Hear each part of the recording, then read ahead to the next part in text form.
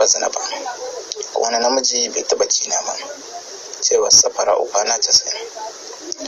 Kamar da yadda kuka sani, a kwanakin baya jaruman nan ta cikin shirin fim ɗin kwana 90 wacce aka fi sani da Safara'u, wanda ake mata lakabi da Safara'u kwana 90, an samu bullar wasu hotunanta tare da bidiyo na tsiraici wanda tana kwance a cikin ɗaki a tube babu kaya, wanda tana wasa da al'aurarta kamar su nonanta sannan kuma da farjinta. Hotunan ya janyo mata cece kuce a gurin jama'a, yayin da mutane aka yi ta zaginta, aka yi ta mata Allah wade, wanda daga bisani ta fito ta yi bidiyo wanda ta nuna rashin jin daɗinta akan wanda ta aminta da shi ya ci amanarsa, har take kirarin in dai junin ka bata yayan wasu ko kuma tozarta yayan wasu, to kai ma za a wulakanta naka kuma za a yi wa naka. A sannan take cewa in Allah yadda kai da kai haka kai ma za a yi maka.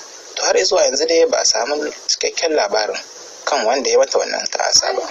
To amma duk da hakan jarumar bata daina abubuwan da take a Instagram ba, kamar irin su posting, daukan bidiyo na rawa, ci gaba da shirin fim na kwana 90 da dai sauransu, wanda ana ganin bullar wannan bidiyo da ta yi a baya ana ganin kamar zai kawo mata wannan kasu a harkarta, sai da kuma inda ba nan gizo ke saka ba, yayin da hakan kuma ya kara mata followers, wato masoya, yayin da ta kara samun followers masu yawa a shafinta na Instagram.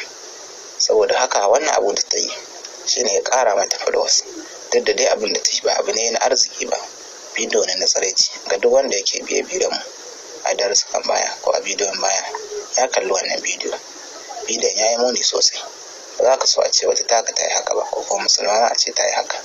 To amma ta bayyana hakan, ta ce duk da wannan garin nata da aka yi ba wando, amma haka ma ba shi yake nuna an taba saduwar ita ba.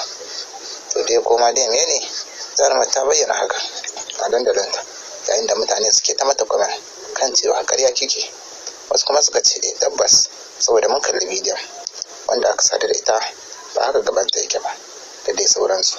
Haka dai suka yi ta tofa albarkacin bakinsu akan wannan abu da ta faɗa.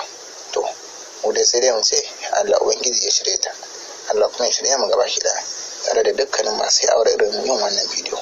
To da fatan kun ji daɗin wannan labari, ƙarshen wannan labari kenan. Kada ku manta ku yi subscribe sannan ku danna ƙararrawar sanarwa. Mun gode. Ku yi subscribe wannan account din domin ganin irin waɗannan sababbin